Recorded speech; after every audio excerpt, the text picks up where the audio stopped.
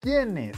Rebeca Monroy es doctora en Historia del Arte por la Facultad de Filosofía y Letras de la UNAM, así como profesora e investigadora en la Dirección de Estudios Históricos del Instituto Nacional de Antropología e Historia. Pertenece al Sistema Nacional de Investigadores del CONACYT. Es autora y coordinadora de libros y ensayos académicos publicados en revistas nacionales e internacionales. Entre sus publicaciones destacan Fotografía documental mexicana después del 68, con Marion Gautreaux y Alberto del Castillo. Nota roja, lo anormal y lo criminal en la historia de México, junto con Gabriela Pulido y Pepe Leiva. Y Caminar entre fotones, formas y estilos de la mirada documental, con Alberto del Castillo. Desde 2008, es coordinadora del seminario La Mirada Documental y directora de la revista Historias de la Dirección de Estudios Históricos del INAH desde el 2015. También se ha hecho acreedora a diversos premios, entre ellos el premio al mejor artículo en Historia del Arte otorgado por el Comité Mexicano de Ciencias Históricas en 2016, el premio Cuarto Oscuro en 2017 y el premio Clementina Díaz y Dobando otorgado por el INERM en 2019.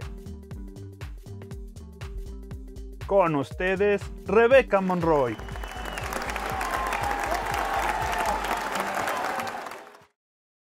Hola, buenas tardes. Soy Rebeca Monroy Nasser, profesora investigadora de la Dirección de Estudios Históricos. Hoy les voy a presentar un poco de la historia que he realizado justamente con este título, en pos de reclamar y recrear una identidad de género.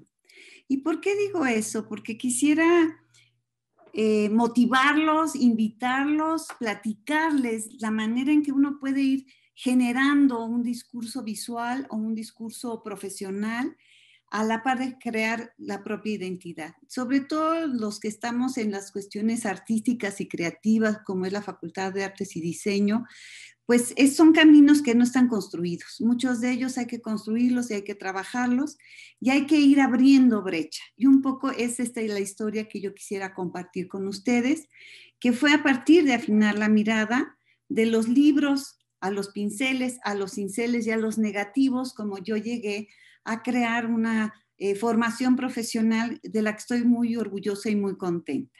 Y de alguna manera, cuando yo egresé de la preparatoria, mi inclinación política y social me señalaba que era la sociología el camino para hacer una vida de adulto, pero me encontré que era un trabajo muy farragoso estar leyendo todos los días, interpretando, conceptualizando. Yo tenía una necesidad de comunicar. Entonces decidí salirme de la carrera de sociología y busqué por muchos lados cuál era la vocación o el curso o hacia dónde quería dirigir mis pasos, que es un momento muy difícil. Está uno muy joven, está uno muy chavito y no sabes para dónde. Sí sabes que no, pero no sabes que sí. Y yo poco a poco develé que el camino era entre el arte y la fotografía, ¿no? ¿Cómo llegué a él? Fueron 1000 vericuetos, 1000 vueltas por la UNAM, facultades, y llegué a San Carlos y me di cuenta que San Carlos era un paraíso, ¿no? Yo sin saber dibujar grandemente, me encontré con la posibilidad de vincular lo que era la postura ideológica y política con un quehacer cotidiano. Y me encantó, pero además hacer algo creativo. Y creo que allí fue cuando encontré que mis convicciones podían tener una salida visual. Encontré al profesor Armando Torres Michúa, que nos dio una formación maravillosa, muy entre la cuestión de la ideología, la lucha de clases, posturas políticas. Nos puso a leer a Arnold Hauser, Adolfo Sánchez Vázquez, estaba el profesor Adolfo Mexiac, todos con grandes convicciones políticas. Y en esos momentos, en los años fines de los 70s, 80s, estábamos ante un mundo muy sesgado, muy cansado después del 68, de las represiones, de la falta de democracia, y estábamos buscando salidas que pudieran generar un discurso, una postura y una visualidad. Y de alguna manera las condiciones externas se fueron forjando, se fueron creando y se fueron dando, que en 1976, por ejemplo, ya se había creado la primera fototeca de México, y única en Latinoamérica, que recreó y conjuntó la obra de los Casasola con muchos otros fotógrafos de la época de la Revolución, que son más de 240 fotógrafos. Y esto dio paso a que se concentrara el material, supiéramos quiénes eran los fotógrafos y empezábamos a tener una vida de la fotografía. La historia de la fotografía empezaba a cobrar forma. Algo que no se daba, por supuesto, en la Escuela Nacional de Artes Plásticas, ahora la FAD. Y por otro lado, se conjunta la presencia de una exposición que se llama Imagen Histórica de la Fotografía en México, que va a acabar en un libro icónico y fundamental para la fotohistoria mexicana. Es aquí cuando Eugenia Meyer reúne un gran equipo de trabajo con Ernesto García Canclini, con Rita Eder, y empiezan a abrevar hacia la historia de la fotografía y nos muestran que tenemos un legado maravilloso gracias a que está la fototeca. Entonces van conjuntando una serie de elementos que además Pedro Meyer, fotógrafo y en ese momento esposo de Eugenia Meyer, empiezan a hablar de hacer un consejo mexicano de fotografía. La necesidad expresiva de los fotógrafos era inminente, la necesidad documental era inminente, entonces empieza a forjarse además una identidad latinoamericana que nos va a jalar de manera muy clara a muchos jóvenes que estamos en el camino abrevando con una cámara o buscando algún discurso visual. En este caso, el coloquio latinoamericano de 1978, vinieron personajes maravillosos a darnos clases y cursos, ¿no? Desde Paolo Gasparini de Venezuela, Mario García Joya, que nos dio un curso maravilloso de fotografía cubana, Lucian Clerc con el desnudo. Entonces, tuvimos de estar en cero, porque la profesión de fotógrafo era muy autodidacta, y de estar en cero, de repente teníamos un bocado enorme en el alma para acercarnos. Se da el segundo coloquio de fotografía latinoamericano también en México, y de nuevo va a haber ponencias. Esto es 1981, en abril de 1981, y va a haber ponencias, conferencias, exposiciones, y de nuevo vamos a tener un baño enorme de lo que era el fotoperiodismo, de lo que era el sistema de zonas, la preparación de un portafolio y sobre todo la posibilidad de hablar con pares, con maestros, y los que estábamos muy imberbes y jovencitos, pues de repente teníamos un mundo a nuestros pies maravilloso, ¿no? Entonces creo que eso invocó la posibilidad de trabajar la fotografía desde otras perspectivas. Y era algo que veíamos mucho en la Escuela de Artes Plásticas. La pintura tenía sus metodologías de análisis, su historia, la escultura, la arquitectura, pero la fotografía no tenía nada. Había un taller en el que los de artes plásticas o artes visuales no entrábamos, no teníamos derecho, entrábamos con los de diseño gráfico y claro, la profesora era Katy Horner, muy reconocida fotógrafa, pero no había para artes ninguna beta fotográfica. Y entonces aquí nos presentaron y nos mostraron las posibilidades de trabajo. El tercer coloquio de fotografía hecho en Latinoamérica fue realizado en Cuba en 1984, que además, bueno, para todos los que estaban en pos de la Revolución Cubana fue un éxito ir a Cuba, encontrarse a Fidel. Bueno, fue maravilloso todo lo que se trabajó alrededor. También la fotografía cubana tenía unas grandes propuestas visuales y técnico y formales, ¿no? El quinto coloquio, que no fue, hay un cuarto coloquio que no es coloquio, que se da en Venezuela, y el quinto lo va a retomar en México con Patricia Mendoza en el Centro de la Imagen. Y aquí ya estamos hablando de los años 90, y ya estamos hablando de que ya apareció el Centro de la Imagen en 94 y ya hay un conjunto, vean nada más cuántos fotógrafos, cuánta diversidad de vetas fotográficas, y en este momento el fotodocumentalismo seguía imperando. Yo quisiera regresarme un poco a cómo se aprende la fotografía en esa época, pues es muy autodidacta. Yo aprendí al lado de Jorge Acevedo, fotógrafo que falleció en 2019, documentalista que trabajaba en el INA, e hicimos algunos experimentos y trabajos con Antonio Saborit, que nos publicaba en el Siempre nuestras imágenes, ya veremos adelante algunas. y algunas imágenes, por ejemplo, que realizamos. En este año se trabajó una película sobre Tina Modotti y se entrevistó a Lola Álvarez Bravo. Entonces nos fuimos trabajando, ¿no? Poco a poco yo aprendí al lado de Jorge a cargar cámaras, a limpiar, a ver el equipo, o sea, sí, era lo único que yo hacía, y corría con él en las marchas y le daba una cámara o una lente o lo que fuera necesario.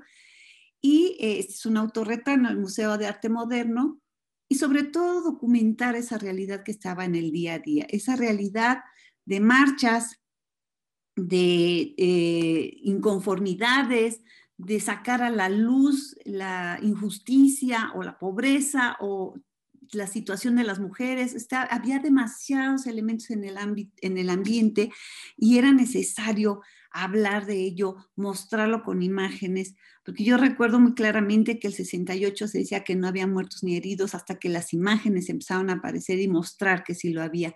Entonces la fotografía en ese momento me parecía que era contundente. Hice varias exposiciones y varios trabajos en la librería Botas, en que apareció justamente publicada en México en la Cultura con Antonio Saborit. Era un suplemento del Siempre que manejaba Carlos Monsiváis. Entonces empezaban a ligarse las ideas y las imágenes de manera muy interesante. Por otro lado, tenemos que, bueno, también los grupos y manifestantes de los grupos de desaparecidos, porque en esa época era el selectiva la represión y desaparecían a la gente, a los líderes sindicales o a los líderes obreros, y entonces se hacían estas marchas o evocaciones en las que asistíamos para tomar las fotografías. Empiezan a surgir también las marchas de los sectores gays y lesbianas, ¿no? Muy interesantes, la solicitud de apoyo para la libertad al aborto, en fin, íbamos documentando el día a día. ¿Cómo? Pues también con los retratos de los personajes importantes de este cotidiano, ¿no? De los médicos que tenían unas condiciones fatales en aquella época, en salubridad, no cambiaban jeringas, no cambiaban camas de enfermo a enfermo, no les pagaban adecuadamente, entonces había muchas manifestaciones de parte de los médicos, o estar también tomando esta vida cotidiana que sabíamos que era muy alterada y que no era adecuada a lo que necesitábamos, ¿no? En esos años ya en la ENAP encontré con mis compañeros el taller de producción plástica, el TPP, con profesores que son sus profesores ahora, con maestros que son sus profesores de dibujo, de pintura. En aquel entonces ellos eran una generación mayor, nos conjuntamos con Roberto Camaño, Francisco Quesada, Aureliano Sánchez, entre otros, y trabajamos como grupo para dotar de mantas, carteles, imágenes, esculturas, lo que fuera necesario para los movimientos sociales. Entonces trabajamos para la UNAM, para la UAM, con Misael Núñez Acosta se hizo una escultura muy importante en apoyo una vez que fue asesinado este maestro magistrado en Ecatepec. Y bueno, ir tomando a la par algunos sesgos, por ejemplo, que se van dando con los niños que son maravillosos para hacer el retrato en el juego de roles, por ejemplo, las marchas o la mujer, ¿no? Siempre ha habido una evocación, yo estuve con los grupos feministas en los años 80, y una evocación hacia la mujer y una necesidad no tanto solo de militar, sino de que fuera introyectado el feminismo como una parte de la vida cotidiana, ¿no? Que fue uno de los rasgos más claros. Y en esta ocasión fue un 1 de mayo que en 1983 con Miguel de la Madrid, en donde la CENTE, la Coordinadora Nacional, no nos dejaban marchar para entrar al Zócalo. Entonces se armaron de palos, mandaron golpeadores y el INA estaba, yo ya había entrado a trabajar el INA como fotógrafa, y el INA estaba aquí intentando pasar al Zócalo. Nos agarraron a golpes, fue muy fuerte, fue una detonación, nos pusieron gases lacrimógenos, y estos golpeadores que se ven a su mano derecha, pues iban preparados, no son ni maestros del CENTE, que ese era el Sindicato Nacional de Trabajadores de la Educación, y aquí la confrontación. Logramos pasar al Zócalo, fuimos golpeados, nos apedrearon, en fin, fue un conato muy fuerte y muy duro. Y esto también mostraba pues las facturas del Estado, del gobierno, la manera en que golpeaba a su gente y la reprimía, y la manera en que teníamos que defendernos. En esta ocasión yo tuve que darle el rollo a una colega para que se fuera y no me lo fueran a quitar, porque yo ya iba muy identificada, ya me habían golpeado, ya me habían intentado quitar la cámara, perdí un zapato, en fin, iba demasiado identificada, y con eso logramos que salieran las fotografías del Zócalo, se llegaran a buen destino y fueron publicadas en El Siempre en mayo de 1983. Y bueno, es muy interesante ver cómo crecieron los fotodocumentalistas. No teníamos una fuente, no trabajábamos para un diario, hacíamos todo esto por nuestra cuenta, pagábamos de nuestro bolsillo y de alguna manera pues creció, hubo un gran ejército de fotodocumentalistas en estos años, a la par de los fotógrafos profesionales de prensa que trabajaban en 1+1 la jornada o proceso. Mientras, ¿no? Los caminos paralelos está la cuestión de que vamos a documentar esta realidad que es emergente y que es necesaria, y vamos a tener, por otro lado, profesores como Carlos Jurado, que está ya abriendo la carrera de fotografía en Jalapa, Veracruz, en la Universidad Veracruzana, y empieza a sacar estos libros maravillosos, es El arte de la aprehensión de las imágenes y el unicornio, que va a ser de los primeros que van a hacer un intento claro de hacer un reconstructo muy mágico de la historia de la fotografía en México y de cómo se puede hacer fotografía sin las empresas de las casas comerciales. Esto va a llevar a un trabajo, es lo que voy a realizar como tesis de licenciatura, que me va a llevar unos 4 años porque voy a dar cursos en Nezahualcóyotl, vamos a armar cajas de cartón, vamos a armar los cuartos oscuros, a imprimir en papel de algodón, en fin, una serie de preceptos que era cómo trabajar sin las fábricas, sin Kodak, sin ninguna otra de las empresas. Esta exposición se va a realizar en la Escuela Nacional de Artes Plásticas, en una de las salas, que es como la cereza del pastel, ¿no? El experimentar en formas y contenidos. Y vamos a seguir, digamos, con las cuestiones cotidianas que teníamos a la mano. En este caso, 2 mujeres de muy diferentes orígenes de clase a favor del aborto, que también teníamos las otras, las que estaban en contra, pero y se documentaban también, pero aquí era muy interesante ver cómo estas 2 mujeres grandes de edad están apoyando el aborto, ¿no? Después, años después, Karen Cordero me dijo que la señora Mayer, madre de Mónica Mayer, ¿no? Entonces, muy interesante cómo los encuentros se van dando en la historia. Don Manuel Álvarez Bravo, revisando portafolios en el primer encuentro nacional de fotografía. Esto es fundamental. Tenemos un encuentro nacional en el 84, en donde los grandes maestros van a estar haciendo análisis de las fotos de los chavitos. Y esto es muy generoso de su parte. Entonces, don Manuel, que vivió 102 años, que es un prodigio de hombre, pues se acercaba y nos permitía tener aquí en primer plano hay un fotógrafo brasileño y nos permitió abrevar a la obra y conocer sus puntos de vista. Y vamos a tener como producto también del Consejo Mexicano de Fotografía varias revistas que se van a hacer. Sin título, es una de esas, una revista bimestral, que va a tener el interés de hacer difusión, digamos, de lo que es la fotografía y los afluentes y el pensamiento y la conceptualización de la misma.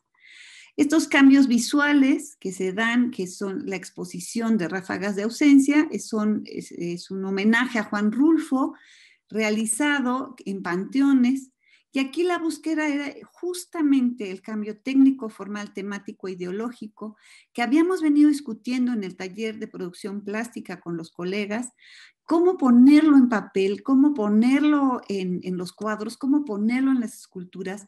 Y estas cámaras de cartón que dieron calidades de lo más extraño, de lo más interesante que había en su momento, ¿no? Esta es la tumba de Francisco Goitia, que está allá en Xochimilco, y la visita a los panteones que implicaba que la gente te viera rarísimo con una caja esperando horas a que saliera algo.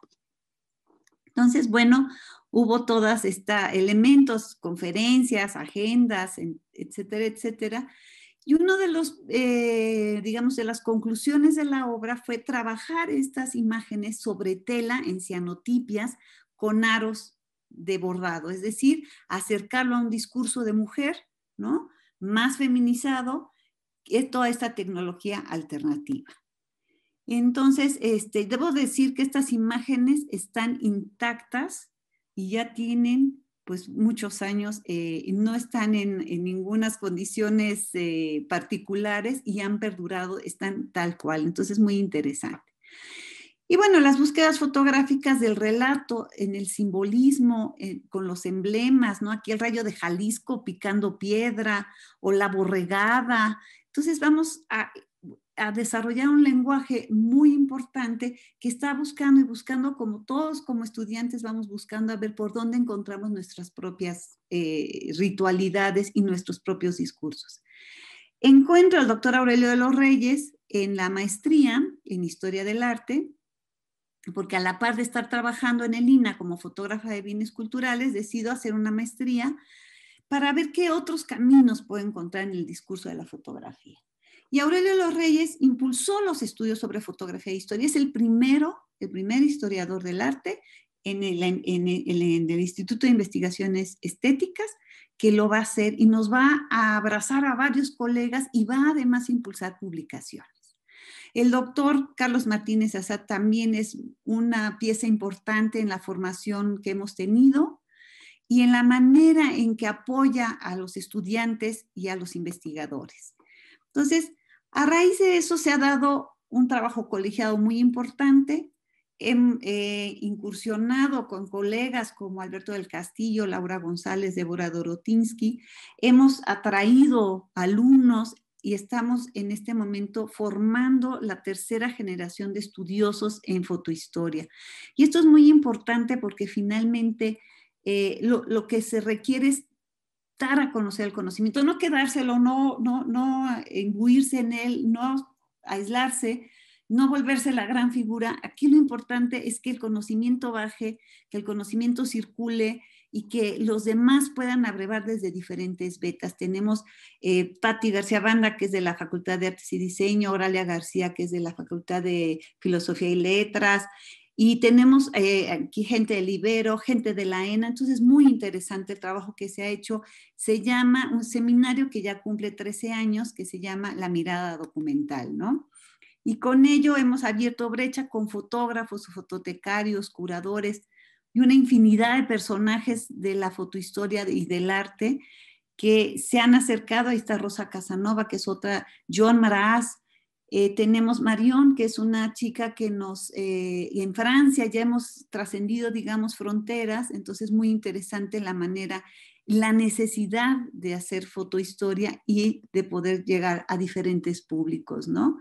Ha habido coloquios nacionales, coloquios internacionales, y tenemos aquí a José Antonio Rodríguez, Gaby Pulido, todos ellos que han aportado grandes piezas a lo que es la fotohistoria. Entonces, hemos realizado eventos, artículos, libros con los alumnos, ¿no? Celebramos los 180 años de la fotografía, aquí está Rodrigo Moya, y colegas del extranjero que han venido. Llevamos ya 5 coloquios, vamos a realizar el 5º coloquio de la mirada documental, que es justamente sí y solo para alumnos, ¿no?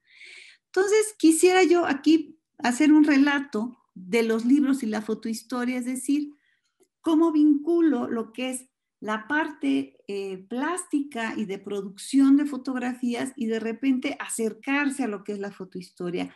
¿Qué pasó? ¿Cómo se dio esa conjunción o en qué momento?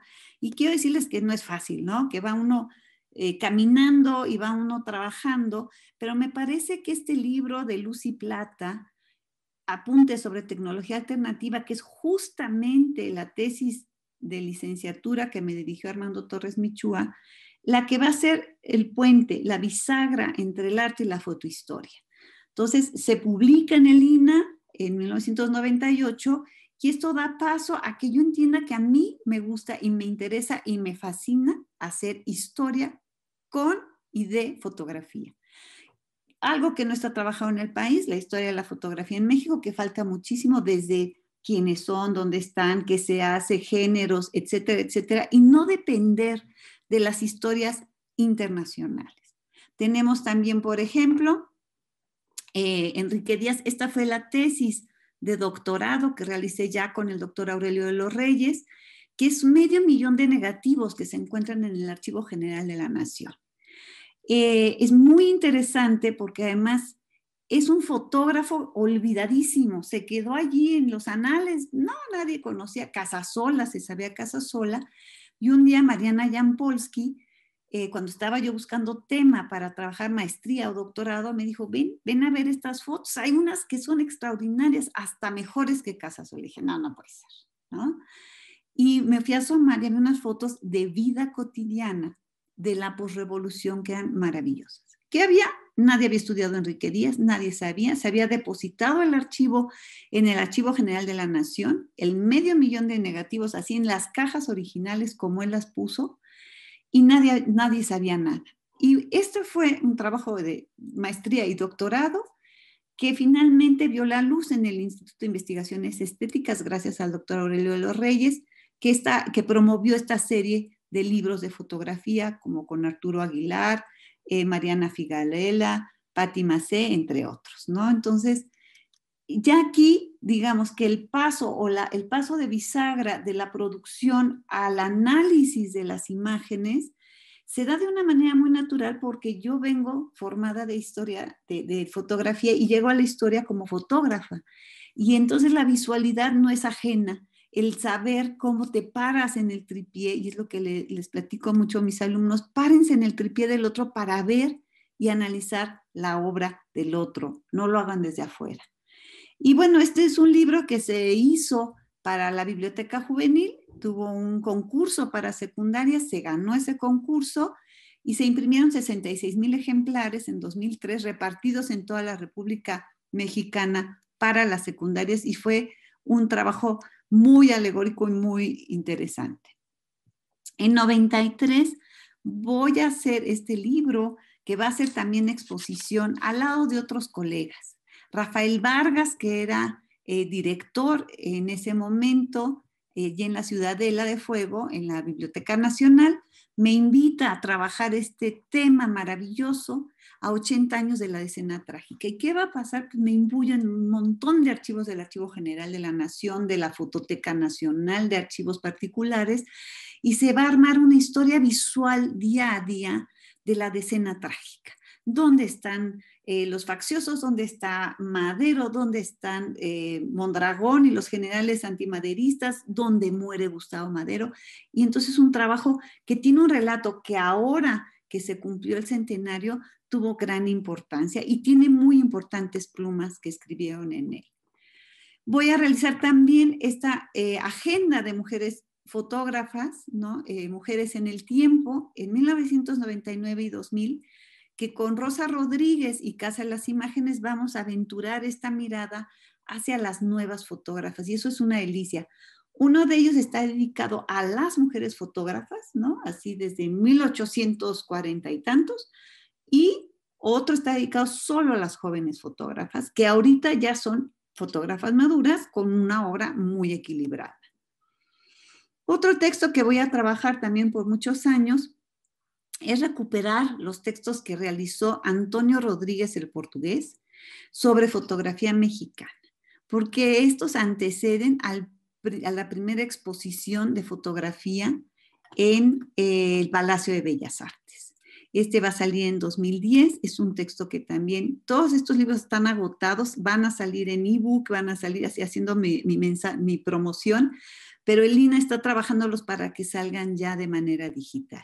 Fotografía y Revolución, un fotoreportero que buscaba desde 1910 poder congelar en una imagen el movimiento, y acabó siendo cinefotógrafo, porque esa era su vocación. Entonces, este otro recorrido también muy interesante, publicado por el INA en la serie Alquimia. Y una de las partes muy interesantes que ha sido el realizar la revista Historias. Esta es una labor heredada, murió mi compañera Dolores Pla, y en 2015 quedó al frente de esta revista, que como ven hemos ido cambiando el diseño. Ya en el número 100 el profesor Renato Esquivel de la FAD nos hizo favor de obsequiarnos esta portada del número 100 maravillosa, y hemos ido cambiando el diseño poco a poco gracias a Mónica López. Entonces, sí, abrevamos también de la imagen al diseño y a la dirección de esta revista, que ya tiene 30 y tantos años en su haber y que mantiene un perfil académico muy importante. Otros libros realizados, este es un libro con el deseo en la piel. Esta fotografía la van a ver al final. Es allí en la Facultad de Artes y Diseño cuando lo estaban construyendo en 1980 para hacer el cambio de San Carlos hacia Xochimilco. Son unas mujeres lavando las ventanas que daban a la cafetería en uno de los pisos de arriba, que ahora son salones. Y este libro justo va a hablar de la fotografía documental de fines del siglo XX. Y otros trabajos colectivos que hemos ido trabajando, como es Múltiples matices de la imagen, Caminar entre fotones con el doctor Alberto del Castillo, El centenario de la decena trágica con Samuel Villela. Recientemente sacamos de La Nota Roja, lo anormal y lo criminal en la historia de México, con Gaby Pulido, que son alrededor de 14 autores viendo la nota roja desde la imagen, la psicología, la literatura y diferentes afluentes. Y esto lo que quiere decir es que podemos abrevar el análisis de un evento desde diferentes vertientes. Y quisiera ir cerrando esto con el libro de María Teresa de Landa, que es un libro que implicó unos 10 años de investigación, que es una autoviuda de 1928, es Miss México en 1928 y autoviuda en 1929. Ella mata a su marido por bigamia cuando descubre que es bígamo y va a salir liberada, y es un libro muy interesante. Y aquí van a arrancar los estudios de género de alguna manera. Vamos a tener... por ejemplo, este es un caso muy interesante de Jacinta Aznar, que fue asesinada por este hombre que está arriba en la parte superior tras los barrotes, el que está en traje, solo por robarle algunas joyas. Pero todo esto está en la fotografía. Él se hacía pasar, no, sí era fotógrafo, ella lo invitó a su casa para que viera unas imágenes que quería reproducir y finalmente acabó asesinada por él. Lo agarraron. Y la foto también tiene que ver porque en esos momentos la fotografía se vuelve parte del constructo de la criminalística. Entonces vemos cómo está en todos lados la fotografía. Se puede hacer historia de la foto, se puede hacer historia con la foto o historias de la fotografía, ¿no?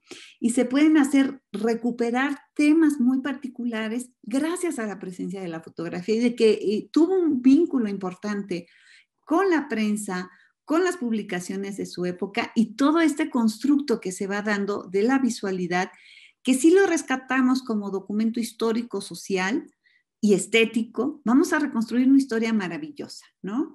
Por ejemplo, conocer nuestro pasado, conocer estas mujeres de los años 20, que es un proyecto que he estado trabajando desde hace tiempo. ¿Qué hacían estas mujeres cuando se incorporaron al mercado de trabajo en la posrevolución? Cuando quedaron tan dañados nuestros hombres, nuestros varones, ¿no? Había 50,000 cojos, mancos, ciegos. Entonces, la fuerza productiva masculina estaba muy mermada y las mujeres entraron al mercado de trabajo a sacar el dinero y la economía familiar. Y entonces tenemos desde las topless que salían en las revistas publicadas familiares. Entonces, este relajamiento de la moral lo vamos a ir viendo. Las chicas que hacían cuestiones nocturnas, ¿no? Digamos, actos, el Bataclán, el teatro, las coristas, o estas egipcias, que es un ballet carol maravilloso, en donde Madame Mim les puso un ballet y si ven, ya la huella del fotoperiodismo se está dando porque aquí no disimulan el fondo, se queda el fondo con esas ondadas de humedad y allí el fotógrafo coloca a las tres egipcias para hacer su imagen magistral. Entonces, vamos a ir viendo además, por ejemplo, en la primera imagen de las chicas topless, es un diseño que está muy ligado a Adolfo Best Mogar, si no es que lo hizo él. Entonces, con todo su método de dibujo que promueve en los años 20, se va a hablar de las plecas, retomar el trabajo del dibujo indígena que teníamos acá en azteca, maya, etcétera, y se va a hacer esta recreación de una calavera con estos elementos mexicas. También vamos a tener las grandes actrices, las cantantes, pero también a las maestras, que se volvió un ejército de maestras en los años 20 para alfabetizar. Entonces, muy importantes los rasgos físicos de esta mujer morena, indígena, que se vuelven y se dignifican gracias a la fotografía. Y también vamos a tener, claro, las mujeres salen al campo de trabajo y los fotógrafos están ahí, Enrique Díaz, Casasola, hay muchos fotógrafos que están documentando para la prensa y vamos a tenerlas en las boticas y si se fijan ya tienen estas caritas talqueadas, todas morenas, pero de caritas blancas, porque se ponían polvos de arroz para ser más europeas, y los labios rojos, el corte de cabello a la bob, o las feministas que están en la otra imagen, ¿no? Con su bandera, orgullosas que se promueve el feminismo en 1916 y el segundo congreso se va a hacer en 1921 en la ciudad de Mérida, en Yucatán. Entonces, también hay un impulso por parte de las feministas para que la mujer cobre otra figura política, social y otra presencia. Y la moda, ¿no? También no está lejos de, todas aportan finalmente, la moda, este vestido elegantísimo, se hacían exhibiciones de ropa porque venía de París toda esta afluencia.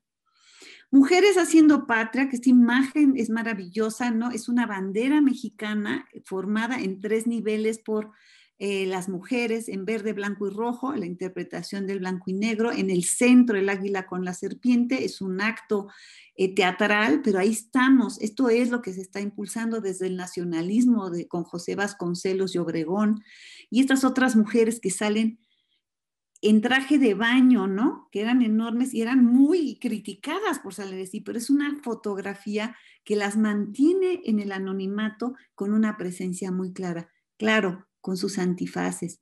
El traje de baño pequeño, eso era impudiquísimo en la época, y calcetines. Entonces me parece que las notas visuales son maravillosas y muy dignas de análisis.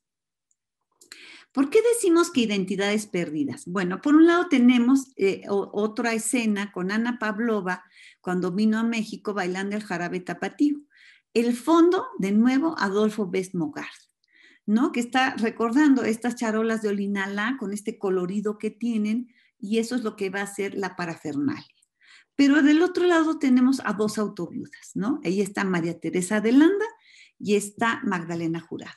Hubo muchas autoviudas en los años 20, no había acuerdos sociales todavía.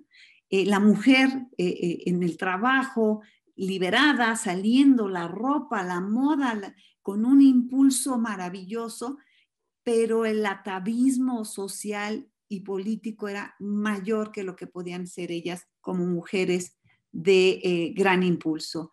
Entonces, abusadas, golpeadas, ofendidas o por la bigamia o por otros elementos, la salida no era el divorcio para ellas, porque el divorcio recién lo había instaurado en 1919 el presidente Carranza y esa no era una salida digna, era mejor ser autoviuda que ser divorciada.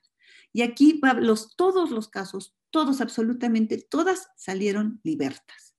María Teresa fue el último juicio popular que se hizo, a partir de ahí cambió totalmente la ley y los juicios ya no fueron populares porque todos los jurados las absolvían. Y para cerrar un poco esta imagen de mujer, quisiera hablarles de una abogada feminista muy importante, escritora, que se llama Esperanza Velázquez Bringas, quien Weston le realizó varias fotografías aquí en México y que publicó sus libros. Aquí vemos La Rosa Náutica y otros de sus proyectos editoriales, una mujer muy interesante, fue la primera abogada recibida del proyecto de la Universidad del Sureste, ¿no? Con Carrillo Puerto. Aquí está su libro, una mujer llena de simbolismo y de intensidades varias. Ella era Rosa Cruz, fue magistrada, periodista, escritora, promotora cultural, aquí defendiendo uno de sus casos, y fue la primera magistrada que hubo en el país mujer. Entonces, también fue la primera directora de la Biblioteca Nacional en 1929. No se casó, no tuvo hijos, era un perfil muy claro del feminismo. Ella incluso impulsó en 1921 el condón femenino, cosa que generó mucho ruido en la sociedad yucateca, pero en este momento esa es la biografía que estoy elaborando y que gracias a la fotografía está con nosotros. Si no hubiera sido captada por las imágenes, si María Teresa de Landa no hubiera tenido todo este recorrido visual en la prensa y en los archivos de Casasola y Enrique Díaz, si Esperanza Velázquez Bringas no hubiera ido a fotografiarse en los estudios más importantes de México, de la Ciudad de México y hasta París fue a dar, no tendríamos esta secuencia visual que nos permite abrevar, entrar en la entraña de la historia con imágenes y recuperar una identidad. Es decir, ¿de qué manera podemos recuperar la identidad del pasado para un presente continuo? Ver el pasado para no repetir, pero también para saber quiénes somos, dónde estamos, qué hemos hecho, qué caminos hemos tenido que andar, qué hicieron las abuelas, qué hicieron las madres, qué hicimos nosotros y qué queremos hacer. Me parece que es muy importante sí cerrar la posibilidad de tener una identidad a partir de las imágenes, crearlas, analizarlas, revisar. La imagen en esta época de hipervisualidad es muy importante, pero también afinar la mirada, no desbarrarnos, no perdernos, sino encontrarnos en quiénes somos, en dónde estamos, en un diálogo interno continuo, lleno de honestidad y de trabajo. Y yo creo que esa será la mejor forma de llevar a cabo su carrera, su profesión, su gusto, que sobre todo esté en ustedes el placer de trabajar. Y bueno, pues eso sería todo. Muchas gracias. Vamos a la ronda de preguntas con Rebeca Monroy Nasser, porque tenemos muchas. Yo, la verdad es que se los he dicho en otras intervenciones, cuando escuché esta conferencia dije, claro, claro, claro, esta tenía que ser la de clausura. Pero como tenemos muchas preguntas, vámonos derecho a eso. Dice, ¿crees que la mayoría de tus ideas se basan en la sociología? Sí, bueno, antes que nada agradecerles a todos los que entraron en sábado en la tarde, pues gracias, gracias, gracias, porque no está nada fácil, ¿no? Dedicar desde el encierro a estos momentos. Y bueno, sí eché un ojito, estaba ahí Daniel, Ceci, Pau, Kenny, Ariana, Silvana, Alison, Lucía, y bueno, varios que hicieron preguntas, entonces sí agradecerles porque es la parte gratificante en donde uno sabe que esto sí tuvo un impacto y sí fue importante la experiencia, ¿no? Entonces, yo diría que no tanto sí la sociología en términos de mis intereses sociales, digamos, ¿no? Todo lo que arribé y que me llevó de la mano por una lucha social, por un país más demócrata, más justo, con una condición mucho más mejorada de todo, en todos sentidos, política, social y económica, sí, ¿no? Y sí determinó mucho mis imágenes.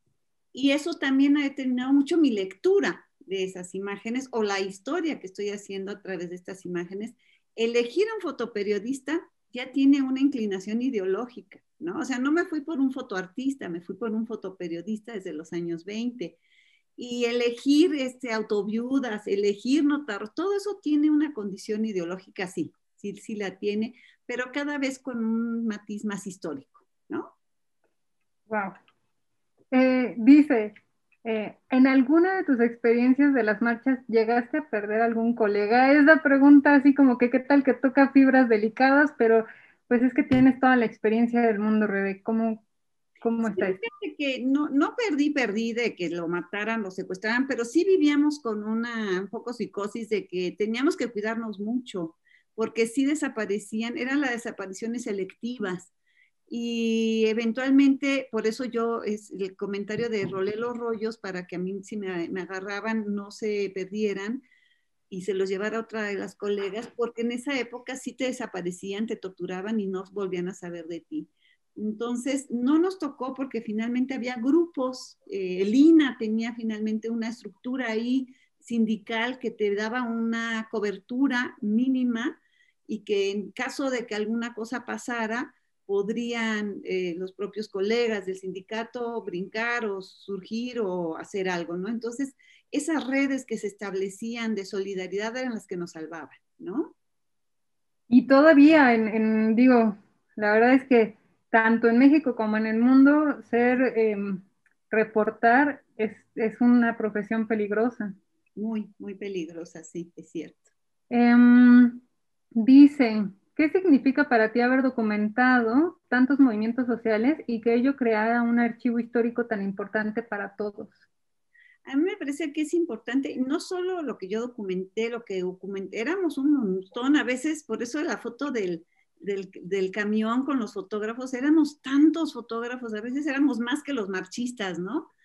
Pero yo creo que los documentos que creamos en ese momento, ahorita apenas empiezan a tener ese influjo y esa importancia, porque es historia reciente, ¿no? Aunque parece que es ya muy viejita, pues es historia reciente.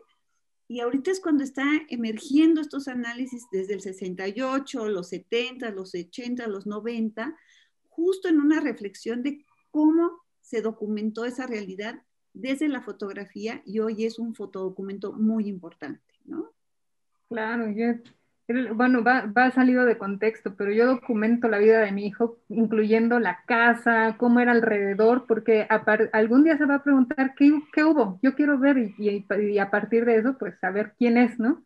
Claro, por supuesto, son tus contextos y si los pierdes, pierdes el piso y pierdes identidad y por eso es tan importante recuperarlo, ¿no? Claro, dice Carla, ¿crees que los movimientos sociales que has fotografiado han tenido alguna repercusión sobre tu persona? Sí, sí, y no solo sobre mi persona, yo creo que también a nivel social, ¿no? En el caso, por ejemplo, de todas las cuestiones del feminismo, yo estaba convencida en ese momento, era otro feminismo, creo que era el de la segunda oleada, no es este tercero, pero nos sentíamos muy chidas también, nos sentíamos muy combatientes, combativas, y sobre todo sí creo que generó esto que yo les comentaba, que la vida cotidiana hubiera una actitud feminista, ¿no? O sea, no es nada más el pleito contra o en descontra o a favor, sino que uno pudiera en su vida cotidiana, con sus hijos, con los amigos, con todos, tener esta postura y a la vez, fíjense cuántos años se llevó para que se aprobara el aborto, pero ya estábamos iniciando, ya estábamos pidiendo, ya estábamos exigiendo. Entonces sí creo que se fue haciendo un poco de mella, poco a poco, a través de todos estos movimientos que sí fueron importantes, ¿no? Claro, lo personal es político, ¿no? Exactamente. Dice Darlene, ¿cómo sentiste la llegada y el impacto de lo digital y el posible reemplazo de los procesos análogos?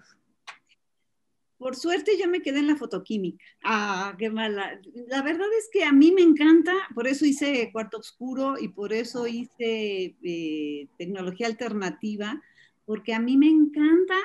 Yo tenía la convicción de que entre más supiéramos manejar nuestros rollos, películas, papeles reveladores, mejor calidad podríamos tener en nuestras materias de trabajo y en nuestros resultados.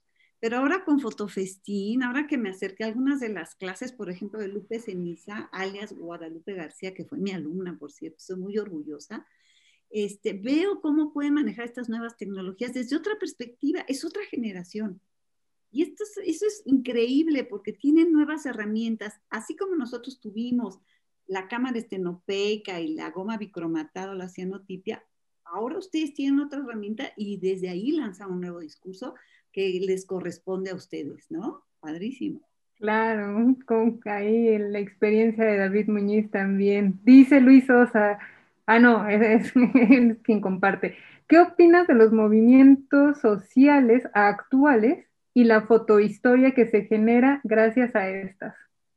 Importantísimo, importantísimo. Sobre todo, por ejemplo, yo estoy trabajando ahorita una exposición para Suecia con algunas fotógrafas mexicanas, ¿no?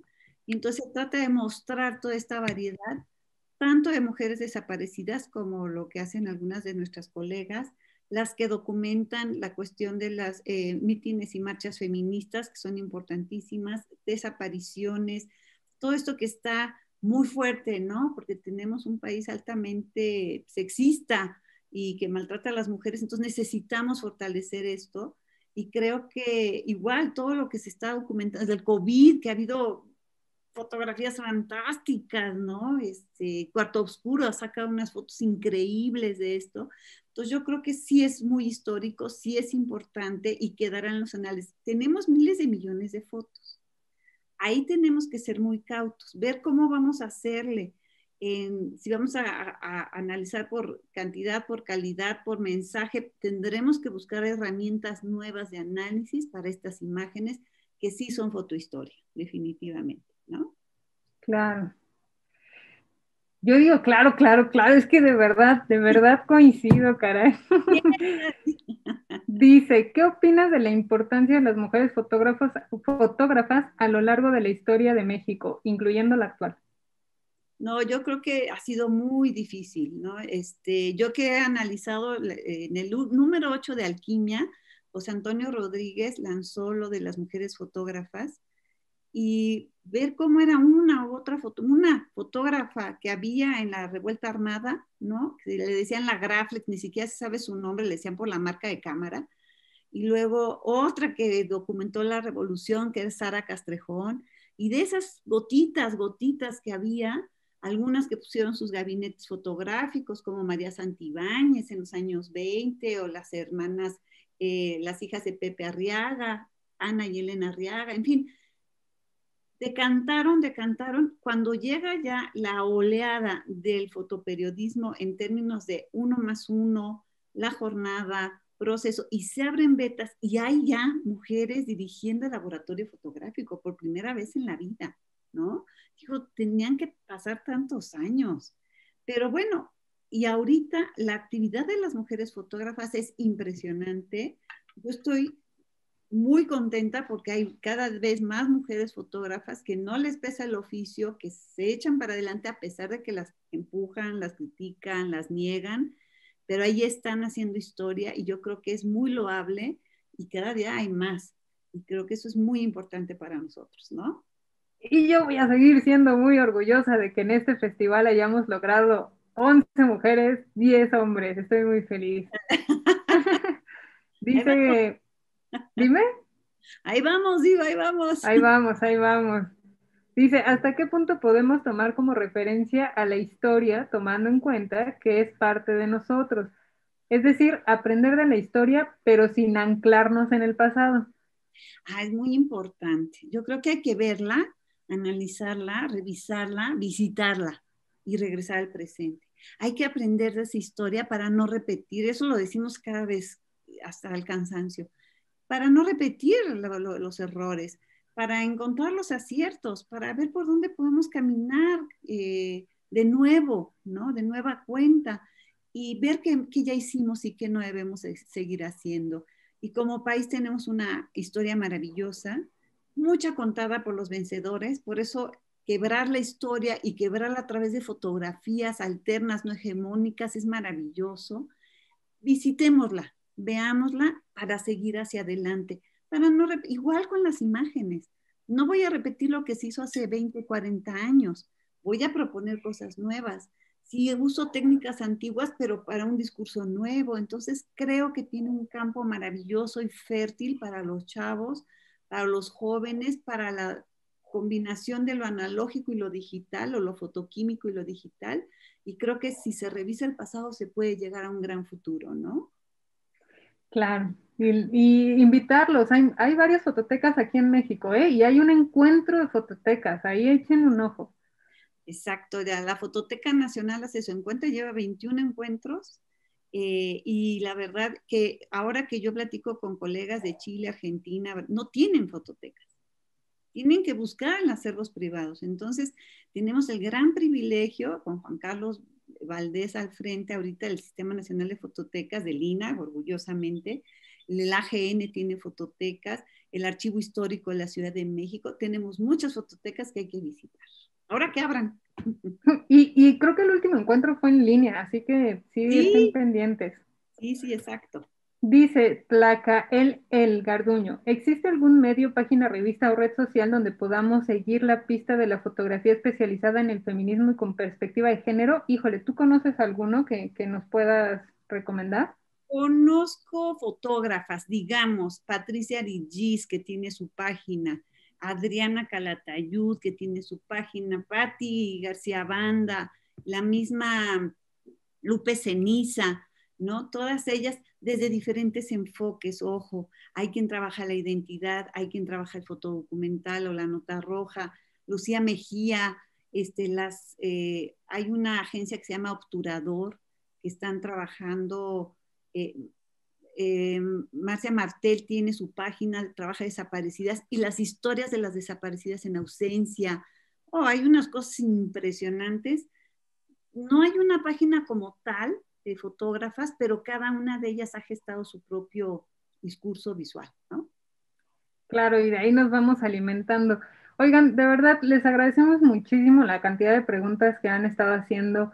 El que nos, pues no sé cómo decirlo, Rebe, a veces lo políticamente correcto como que no me entra, pero de verdad, yo sé que en este festival hablamos, en esta edición del festival hablamos mucho sobre feminismo, hablamos mucho sobre género, porque es importante y es muy importante. Nosotros siempre vemos en el registro del festival muchísimas mujeres, muchas, y cuando queremos armar el programa nos faltan.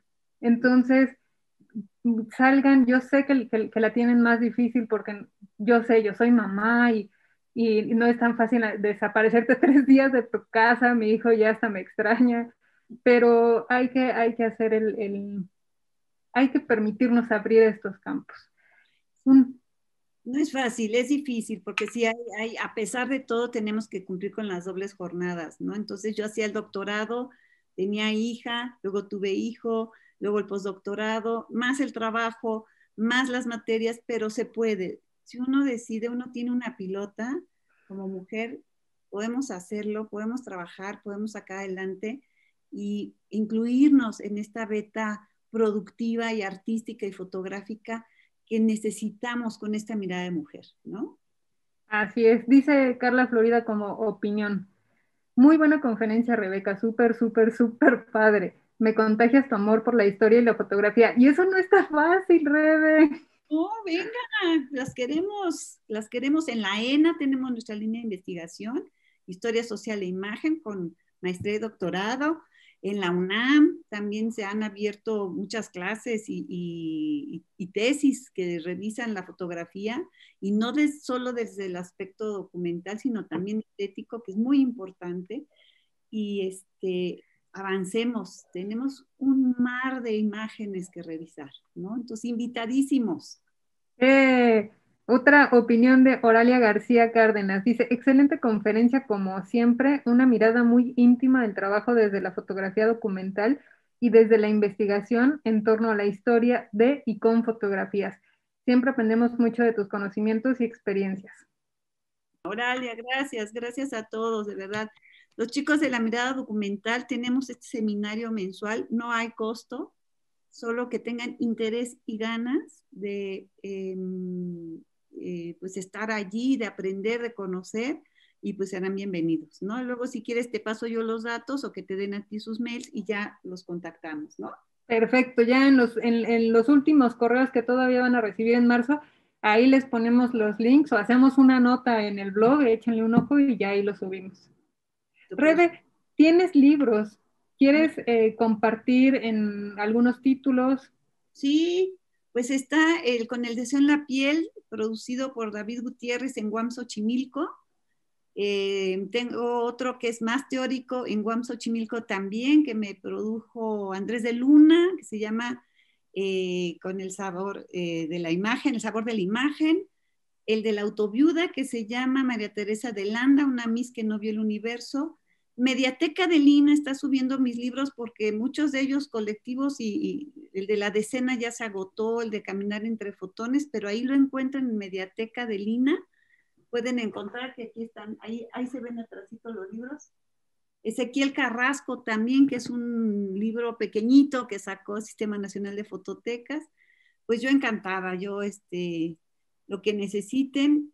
Yo casi siempre produzco con el INA, porque es mi casa, es mi hogar y es donde me han recibido con los brazos abiertos, ¿no? Rebe, muchísimas gracias de acompañarnos. Yo se los había dicho, era muy significativo para nosotros porque cuando empezamos a tocar puertas y dijimos, oye, vamos a hacer el primer festival universitario de fotografía, festín fotográfico, puedes entrarle, le entraste, ese día me enamoré de ti y gracias por acompañarnos a 10 años de Fotofestín. Yo, la más feliz, cuando quieran, lo que quieran, estoy dispuesta, soy materia dispuesta para lo que se requiera. Los abrazo y los felicito porque es un éxito Fotofestín. Todo lo que vi fue maravilloso. Sigan trabajando porque es puro corazón, mucho cerebro y mucha productividad. Muchas felicidades. Muchas gracias, Rebe. Nosotros nos despedimos ahora, regresamos en un minuto a la clausura y a los regalos finales. Gracias, Rebe. Un beso, cuídense, que estén bien todos.